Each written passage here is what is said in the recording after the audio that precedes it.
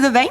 Seja muito bem-vindo você que está aqui no Teatro UOL e você que está acompanhando a gente da internet. É sempre muito bom ter todos vocês aqui.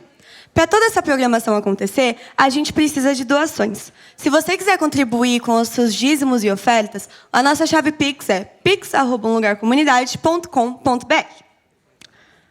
Você já segue a comunidade nas nossas redes sociais? A gente está no YouTube, Um Lugar Comunidade, e no Instagram, @umlugarcomunidade. Por lá, você fica sabendo de todas as nossas programações. No YouTube e no Instagram, todos os dias de manhã, tem os Salmos com o Pastor Edson. No Instagram, todas as terças, às 9 horas, tem a live de oração com a pastora Áquil e também a agenda do Ministério das Famílias, que se você ficar interessado e quiser mais detalhes, só mandar um e-mail para famílias@umlugarcomunidade.com.br. A gente agora também tem um aplicativo, Um Lugar Comunidade. Baixar, se cadastrar para a gente poder ficar mais pertinho de você. Para você também que quer estender a sua experiência em comunidade para além aqui do sábado, a gente tem os PGs e o coral. Os PGs é só entrar no site umlugarcomunidade.com.br/pequenos grupos e procurar o que está mais perto de você. O coral acontece de 15 em 15 dias, às sextas-feiras. Só se inscrever pelo site também e aparecer por lá. Último recadinho antes da gente começar, eu queria pedir para você ou silenciar o seu celular ou desligar ele para não aparecer nenhum barulho durante a programação. Hoje a gente continua a série Adamar com o pastor Marcelo Rezende. Você olha comigo? Querido Deus, muito obrigado por mais um sábado que estamos aqui em comunidade. Que o Senhor nos abençoe com a sua presença. Em nome de Jesus, amém.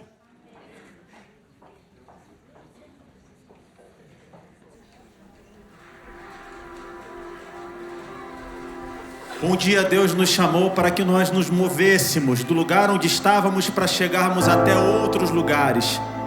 Deus sempre fez isso. A história da relação de Deus com a humanidade é uma história de movimento. É do Deus que sempre nos chama, nos convida a sairmos de onde nós estamos. E nós chegamos até aqui. E nós pedimos a Ele para que Ele se manifeste nesse lugar. E que Ele nos mostre que esse lugar aqui não nos basta, que Ele precisa nos levar para um lugar melhor. Vamos todos nos colocar de pé e vamos louvar o nome do Senhor, aquele que nos leva ao lugar melhor. Deus, eu quero andar contigo, ó Deus, ouvir a tua doce voz, dizendo eu sou contigo, Deus. Eu quero ser inteiro teu, viver em plena comunhão, amar e ser achado em Cristo Deus. Eu quero andar contigo, ó Deus, ouvir a tua doce voz. E Ele diz, dizendo eu sou contigo, Deus. Quero ser inteiro teu, viver em plena comunhão, amar e ser amado, e ser achado em Cristo Deus. Eu sei,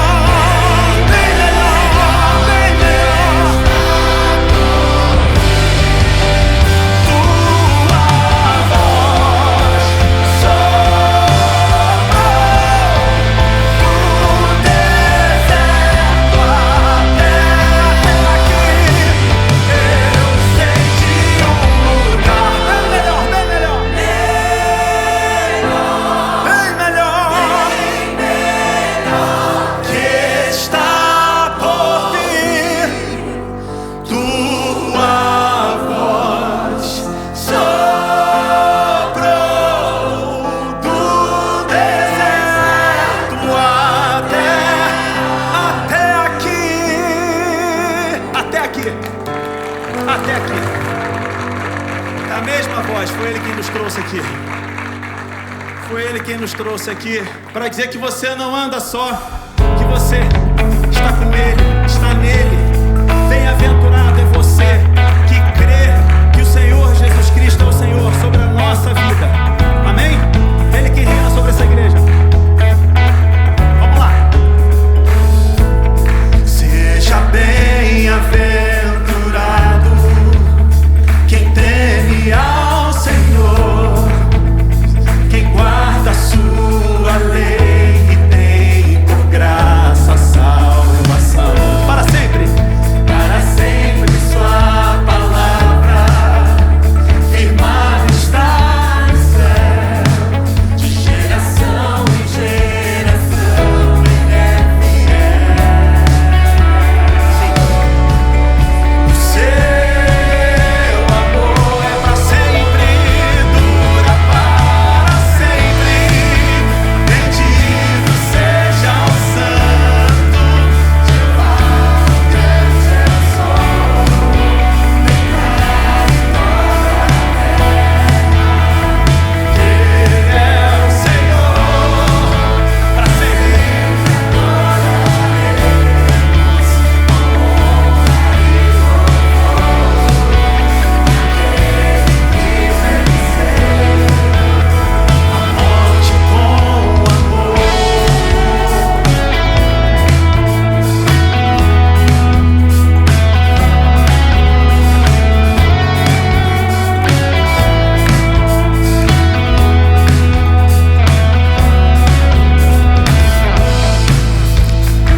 O Senhor é Deus, foi Ele quem nos fez. Somos o seu povo e Ele reina. Pelas portas entraremos com hinos de louvor, rendendo graças ao nome do Senhor. Pois seu louvor é para sempre, dura para sempre. Bendito seja o Santo Jeová, grande eu sou, declare toda a terra. Ele é o Senhor, para sempre adoraremos com honra e louvor aquele que venceu a morte com amor. Bendito seja o nome daquele que venceu a morte.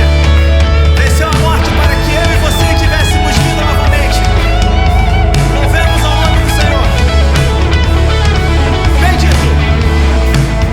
Bendito seja o Santo. Quero ouvir você. Jeová, grande eu sou. Tá lindo. Declare toda a terra. Ele é o Senhor.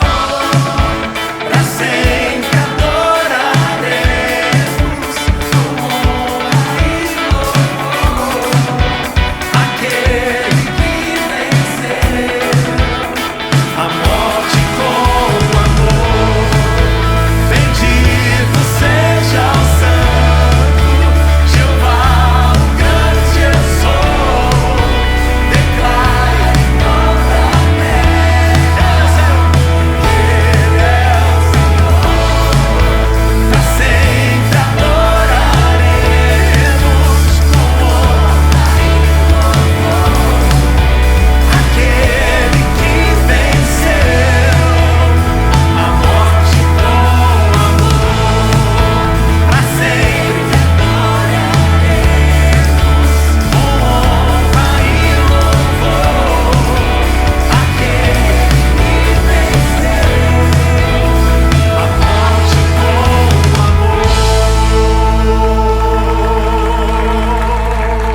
Bendito seja o nome daquele que venceu a morte.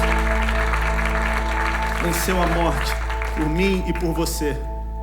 Bendito é o nome do Senhor.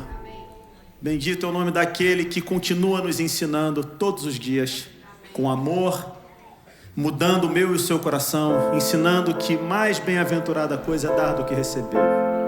A gente vive num mundo em que tudo que a gente faz, a gente precisa fazer algo para poder receber algo em troca.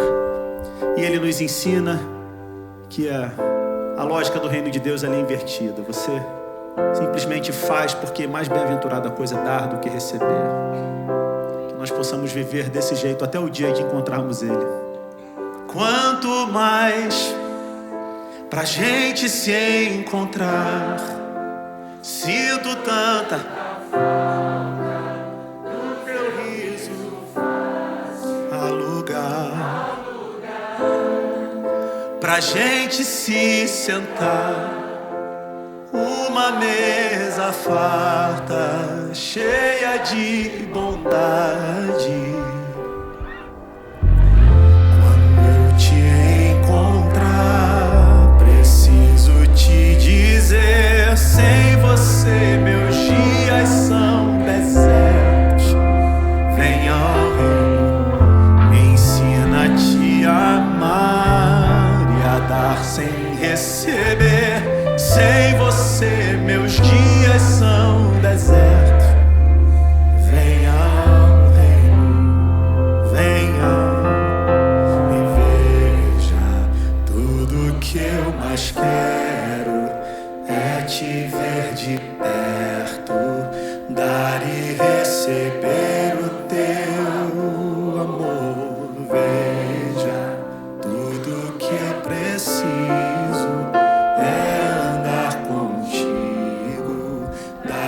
receber o teu amor, o teu amor.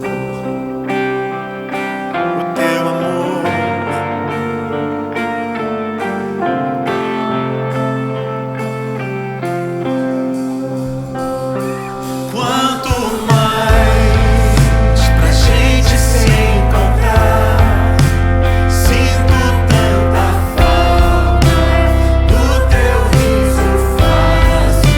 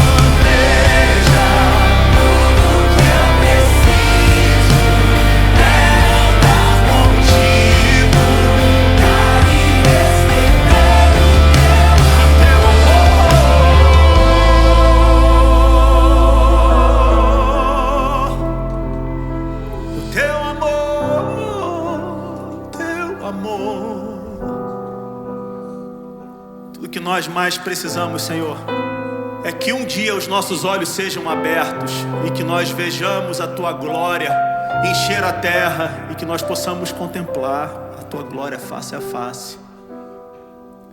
Que meus olhos possam ver o Teu reino, o Teu reino, o Teu reino.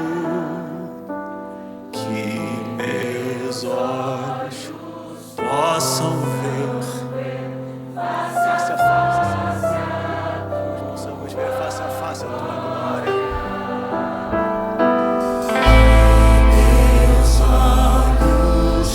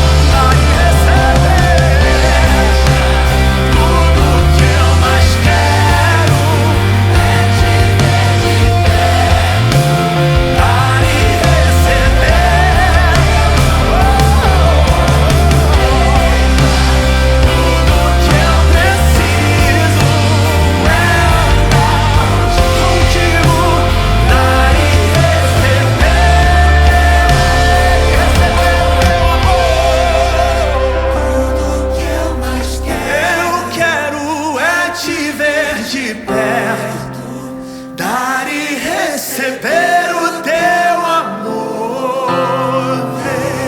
Veja, tudo que eu preciso é andar contigo, dar e receber.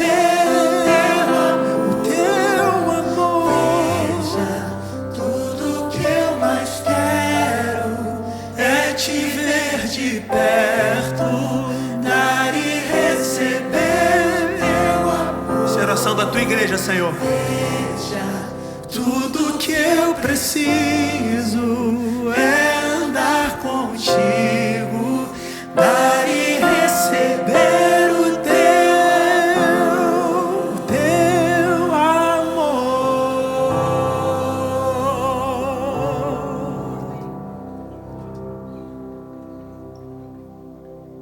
Nosso Deus, nosso Pai querido, como família, nós nos reunimos na Sua presença nesse momento para ouvirmos a Sua voz e receber o Seu amor através da Sua palavra.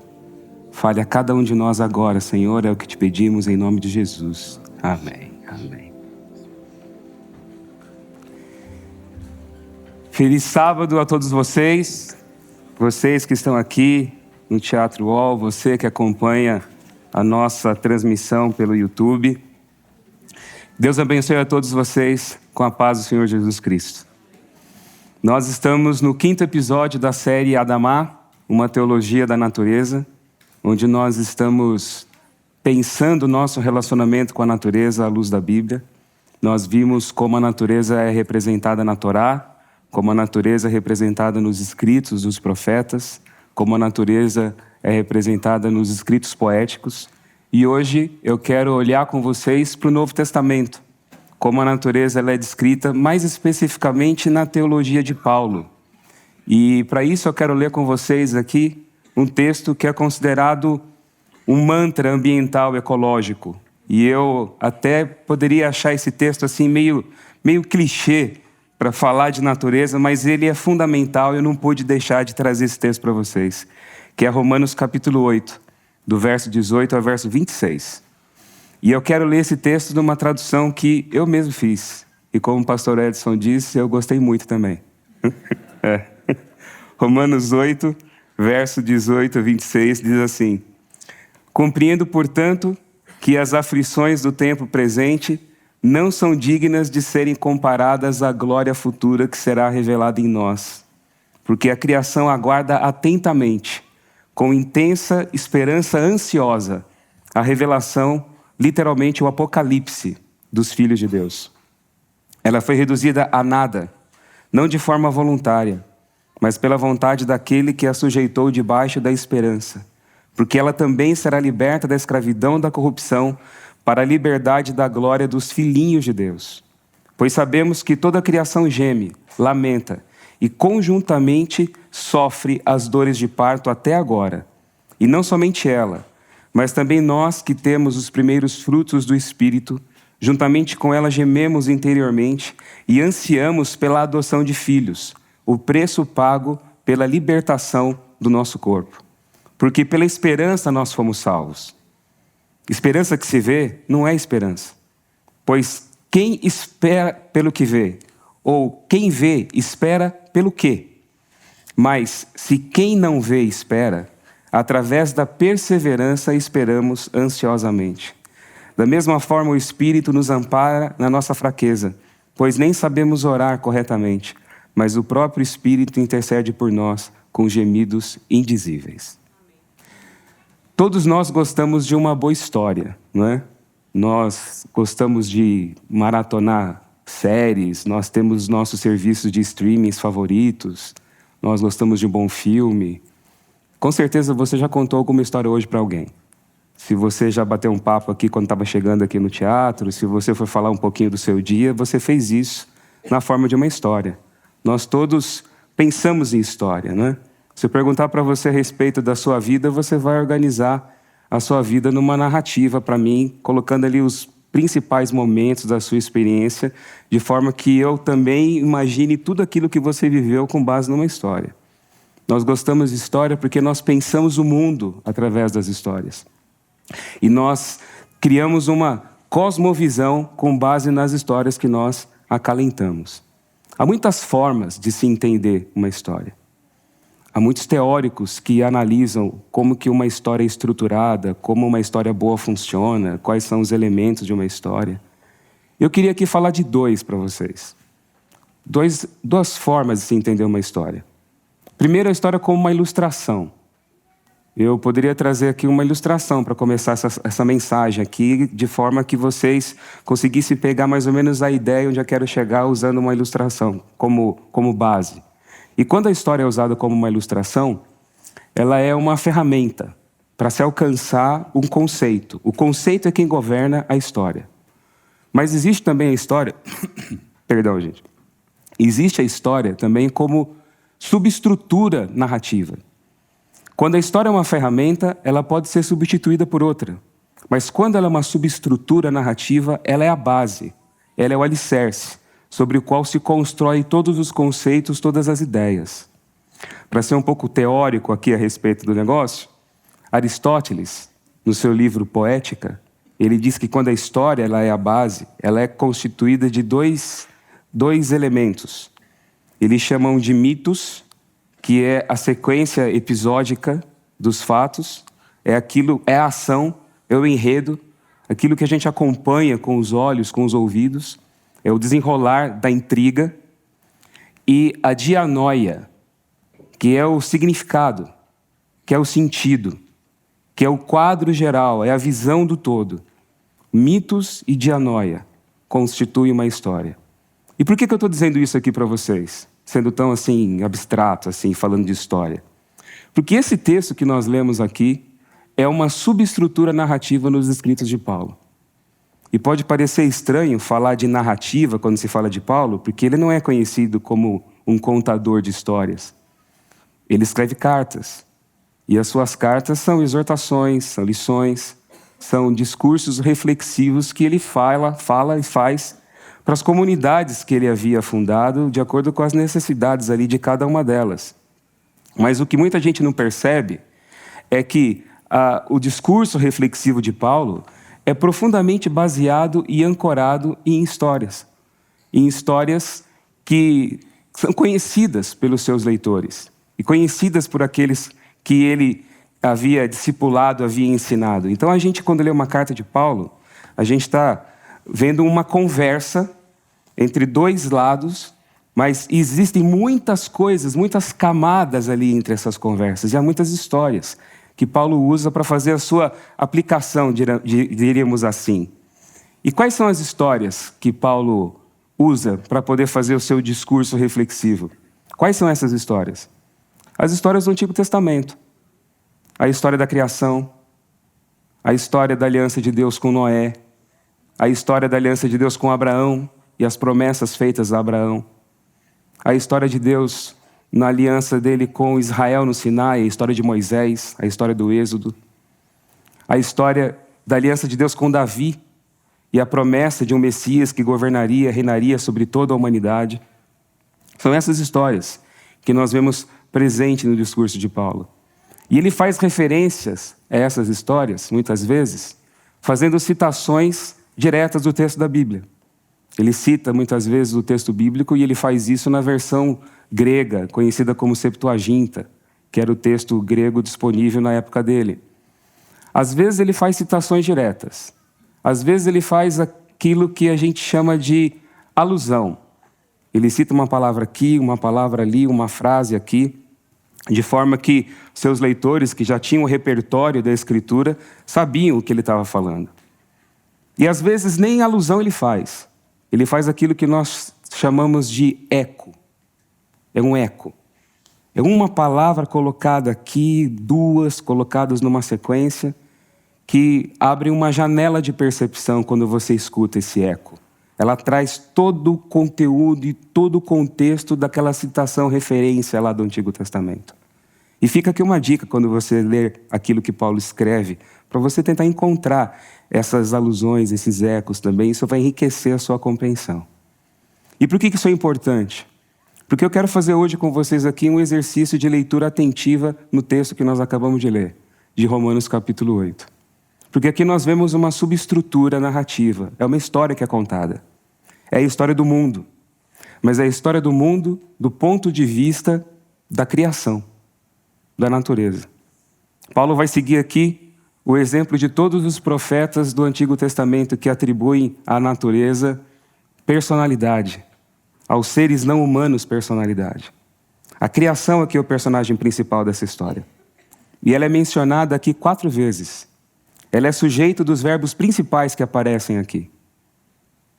E quando ele diz assim, porque nós sabemos, ele está dizendo que existe muita coisa que já foi trocada aqui de informação entre ele e os seus leitores. Há um conhecimento prévio já da história que ele contou aqui. E o que ele queria que os seus leitores soubessem a respeito da criação? Para a gente poder entender isso, a gente tem que ouvir as vozes aqui desse texto. Como eu disse para vocês, as alusões e os ecos. E ele começa dizendo aqui o seguinte, que a criação ela foi reduzida a nada. Ela perdeu seu status original. E ela geme sofrendo dores de parto. Quando eu falo da perda do status original, de sofrimento para dar à luz, dores de parto, que história vem à mente da gente? Vem lá o Gênesis, não é? A história lá da criação, do começo, dos inícios. Sofrimento, a história de Eva, não é? Adão, é isso que nos vem à mente quando a gente ouve aqui essa expressão. Mas não somente a criação aqui é o evento mencionado. Quando ele fala de gemer debaixo da escravidão, a criação geme debaixo da escravidão. Gemer debaixo da escravidão. Lembra qual história para a gente? Quando o povo de Israel sofria a escravidão egípcia e gemia debaixo da escravidão dos egípcios, eles ansiavam o êxodo, a libertação. Como a natureza também anseia o êxodo, a libertação dela. Quando ele diz que a criação, ela geme debaixo da escravidão da corrupção. A palavra que ele usa aqui para corrupção, a palavra grega stora, é a mesma palavra que aparece na tradução grega de Gênesis 6, verso 11, quando diz que a terra inteira estava corrompida aos olhos de Deus, corrompida pela degradação, pela violência do ser humano. Então ele traz aqui também a história do dilúvio, como lembrança para a gente. E não apenas isso, quando ele diz também que a criação geme e lamenta, ele também faz eco a todos os profetas do Antigo Testamento, que diziam que a criação gemia e lamentava, quando ela era sistematicamente depredada, destruída, quando tinham seus recursos naturais exauridos pela ação desenfreada do homem, quando ela sofria os juízos de Deus sobre o pecado da humanidade, a natureza também geme, lamenta, sofre. Então, a história da criação, a história do dilúvio, a história do êxodo, a história dos profetas do Antigo Testamento, tudo isso aparece aqui. E ele carrega tudo isso para que a gente entenda o desenvolvimento da história do mundo e da história da criação. E qual é o desenvolvimento aqui dessa história? Uma história, para poder dizer que é uma história, ela tem que ter pelo menos 2 coisas. Ela tem que ter o enredo dela e os personagens, né? Então, os personagens nós estamos vendo aqui. São 3. Primeiro é a criação, que aparece aqui como mais importante. Segundo personagem que aparece aqui para a gente, e aparece assim de forma velada, é Deus. Mas ele está aqui, nessa história. Terceiro personagem é a humanidade. A criação, Deus e a humanidade. Sobre a humanidade eu vou falar daqui a pouquinho. A história ela tem o seu enredo. E como um filme, a maioria dos filmes é dividido em 3 atos, né? Claro que tem filme que escapa um pouco dessa fórmula, mas a maioria é dividida em 3 atos. A história aqui também tem 3 momentos. E para a gente identificar esses momentos, a gente precisa olhar para as conjunções gregas que são traduzidas aqui como pois, portanto, porque. Elas estabelecem uma sequência, um nexo causal, um começo, meio e fim. E quando a gente faz isso, a gente percebe 3 momentos distintos: passado, presente e futuro, no texto que nós lemos. Qual que é o passado dessa história? O passado diz que a criação ela é reduzida a nada. A palavra grega que Paulo utiliza aqui é mataiótetes, que significa literalmente vaidade, futilidade, zero, nada. É a mesma palavra que aparece no livro de Eclesiastes, na tradução grega do Eclesiastes, quando Salomão diz que tudo é vaidade, tudo é vanidade, tudo é nada, é vazio, é vácuo. Ele diz que a criação foi reduzida a nada. Ela perdeu o seu propósito original. Perdeu a sua missão, a sua função. Se tornou escrava da futilidade humana. Ela foi reduzida a nada. Ela foi submetida à escravidão. E de uma forma estranha, quem submete a criação a isso é Deus. E ele faz isso como Paulo diz. Paulo diz que ele encerrou toda a humanidade debaixo da condenação para poder usar de misericórdia para com todos. E da mesma forma, ele vai deixar a criação encerrada debaixo desse estado. E coloca a criação assim. Mas faz isso debaixo da esperança. Ela espera. E ela está aguardando na esperança. E ele vai atrelar de uma maneira maravilhosa e misteriosa o destino da criação com o destino da humanidade. E isso é uma coisa que a gente tem falado muito aqui nessa série da Mar, que é impossível divorciar o destino da humanidade com o destino da criação, da natureza. O que acontece com um, acontece com o outro. O destino de um é o destino do outro. O estado de caos que a gente vê hoje imperando na natureza, as catástrofes ecológicas que nós vemos acontecendo, são reflexos do estado de caos e catástrofe que acontece no interior da humanidade da mesma forma. É isso que nós vemos aqui nesse texto. Deus faz isso.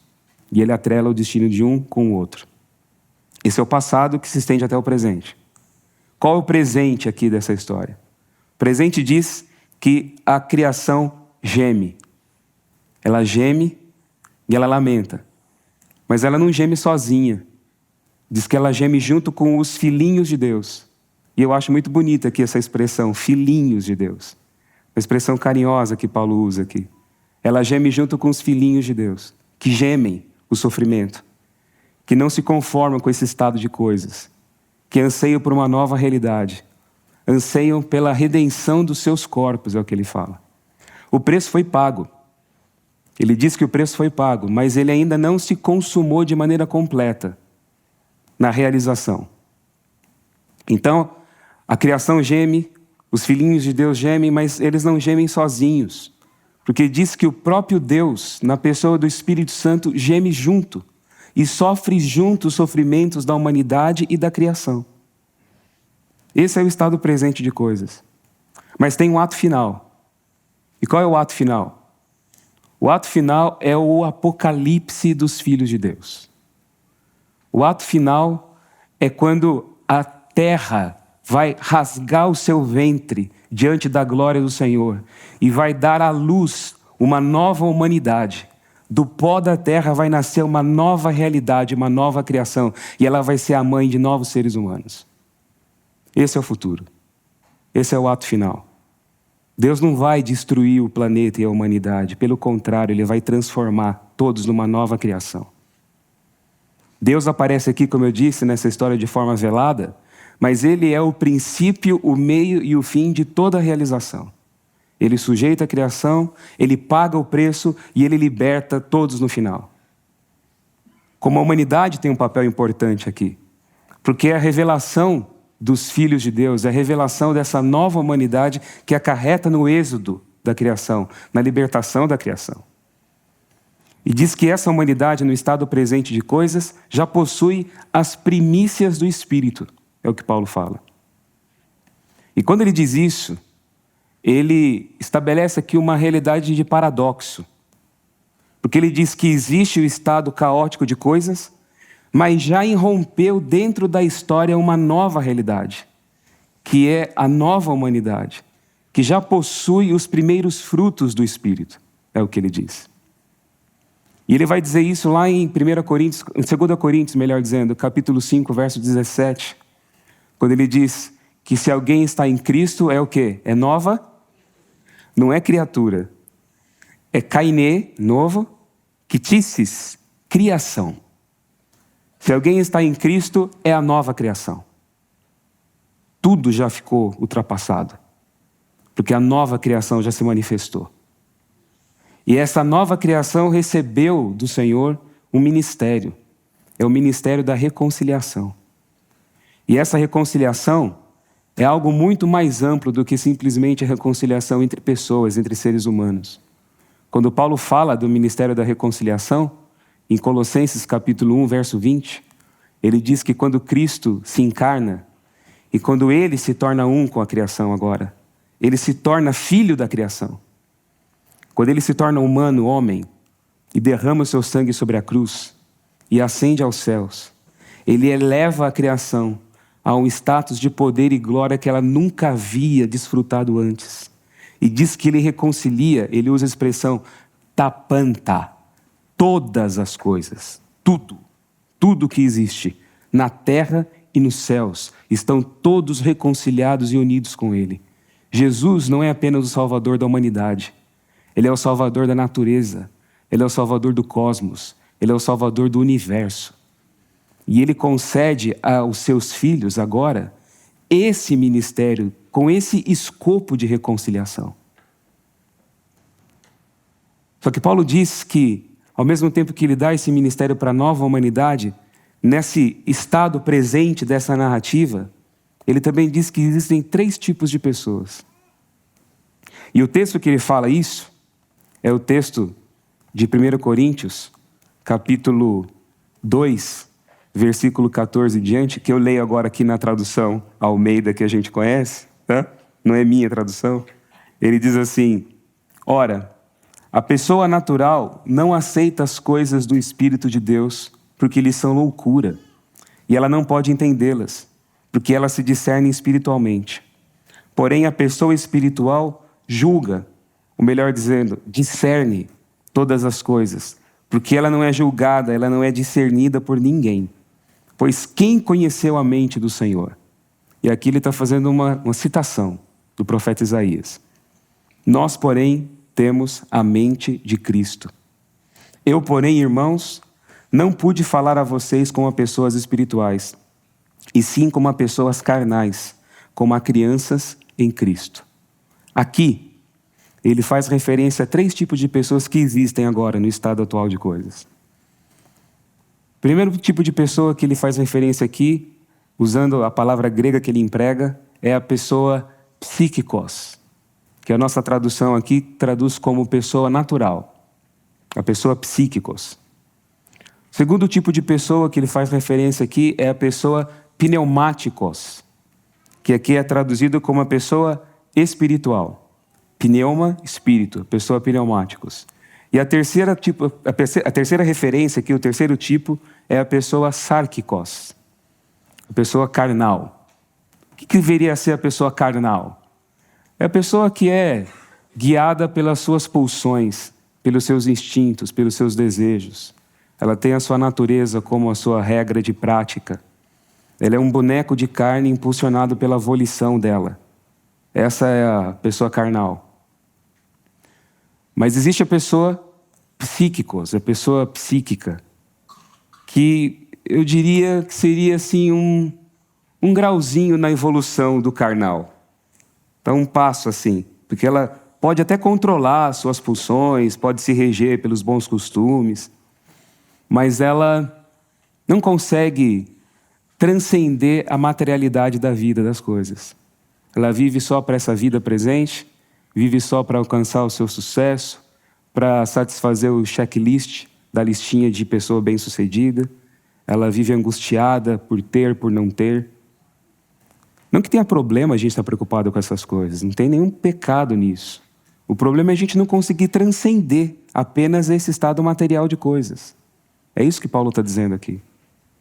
E existe a pessoa psíquicos, ou melhor, a pessoa pneumáticos, a pessoa espiritual. A pessoa espiritual é aquela que já possui o Espírito de Deus, todas as dimensões do ser, as mais profundas. A memória, as emoções, os sentimentos, tudo carrega a marca da mente de Cristo. Ela já foi reconciliada com Deus. Ela já carrega dentro de si a paz dessa reconciliação com Deus. Ela é instrumento do amor de Deus onde quer que ela vá. E em todo o processo ela é guiada pelo Espírito. E isso fica evidente, fica patente na maneira como ela trata a vida, como ela lida com a vida. É esse tipo de pessoa que a criação espera ver manifesta. Você pode até fazer a sua coleta seletiva do seu lixo, deixar de andar de carro uma vez por semana, fazer um dia sem carne na sua dieta, na sua alimentação. Você pode até adotar algumas políticas ecologicamente corretas. Isso a pessoa psíquica pode fazer. Mas a pessoa psíquica ela não consegue transcender as coisas do espírito. Ela não consegue entender o relacionamento com Deus além do culto, por exemplo. Ela não consegue entender a fé além do raciocínio lógico. Ela não consegue se relacionar com Deus de uma outra forma. Ela se relaciona com Deus como se relaciona com qualquer outra pessoa, com base nas suas emoções, os seus sentimentos. E esses sentimentos, suas emoções, são regulados muitas vezes pelas obras que ela realiza para a sua comunidade de fé. Mas a pessoa pneumática, espiritual, ela é instrumento de reconciliação entre homens e a criação. E a criação aguarda a manifestação desses que possuem os primeiros frutos do Espírito. Você sabe onde eu quero chegar agora, né? Fica só uma pergunta para a gente aqui hoje. Que tipo de pessoa que eu sou? Você pode pensar assim, eu mal consigo ser uma pessoa natural. Quanto mais um ser espiritual, você pode dizer assim.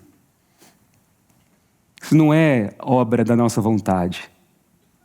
Eu tenho que reconhecer qual é o meu estado, o meu estágio, onde eu estou e para onde eu quero ir, onde eu quero chegar. O processo quem faz é Deus. A minha vontade só consiste em abrir portas para a ação do Espírito Santo na minha vida. E eu peço que nesse momento você abra portas para a ação do Espírito na sua vida. Que você deseje ser esse ser espiritual.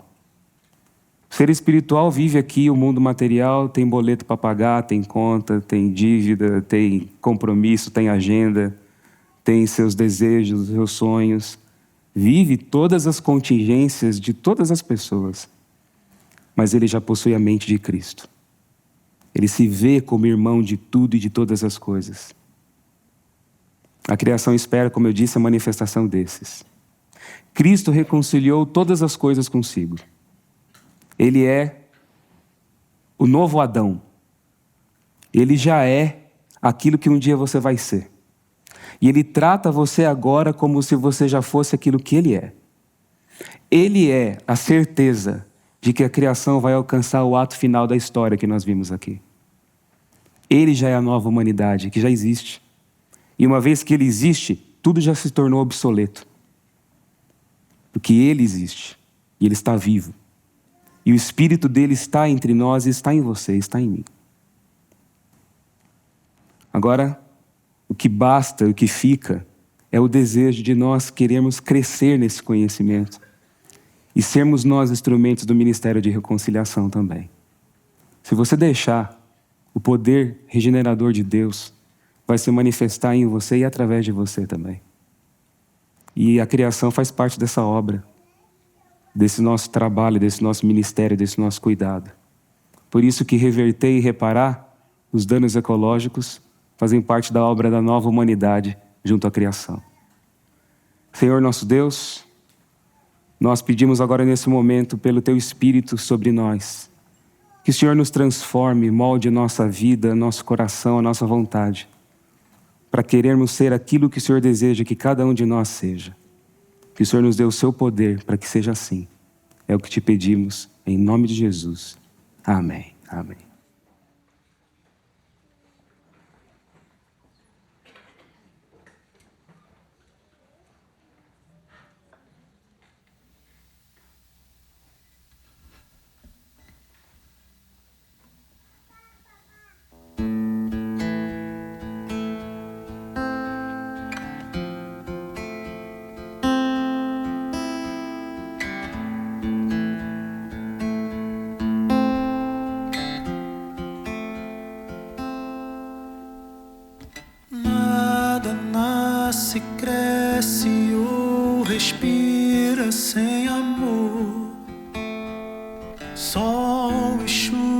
sobre o campo, tudo é favor, ó meu Pai.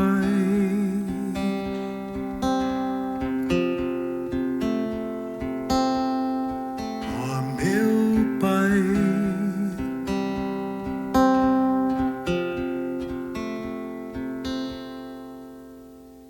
Mesmo sem sentido que se move sobre o chão, tudo é conhecido e do inteiro é fração, ó meu Pai.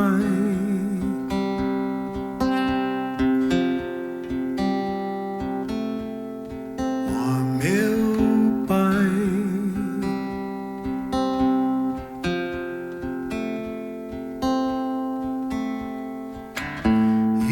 Cada lágrima que brota e enche os olhos é poesia e silêncio.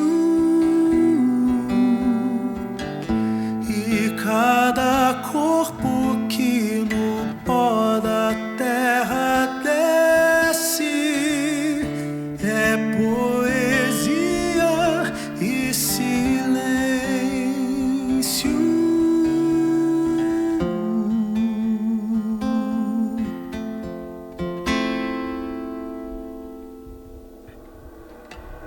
Todo pranto é sagrado, ainda que sem razão. Cada sangue que da terra clama é canção, ó meu Pai.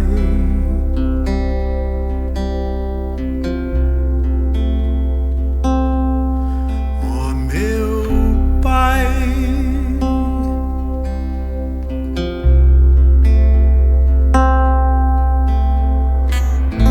E cada lágrima que brota e enche os olhos é poesia e silêncio. E cada corpo que no pó da terra desce é poesia e silêncio.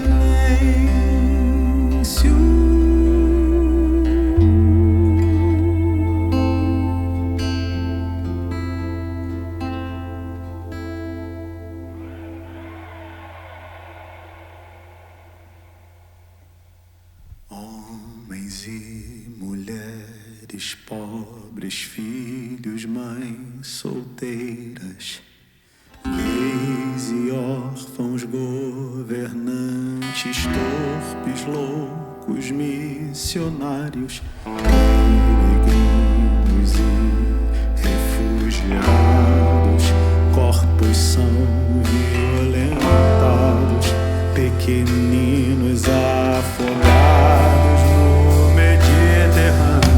A natureza arde em chamas, nada nos constrange.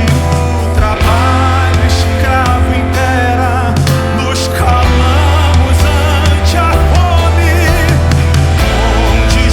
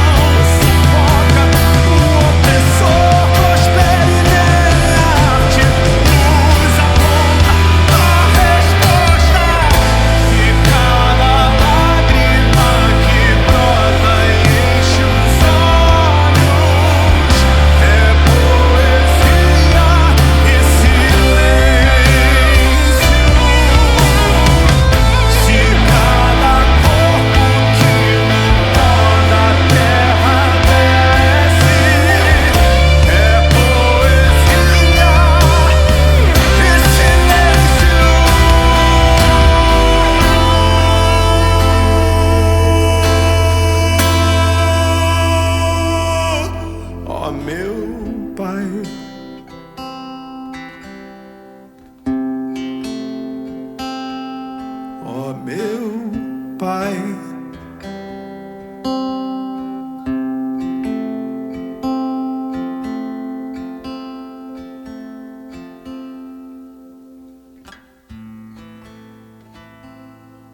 Que a graça do Senhor Jesus Cristo, o amor de Deus e a comunhão do Espírito Santo esteja com todos vocês. Amém. Muito obrigado e até a semana que vem.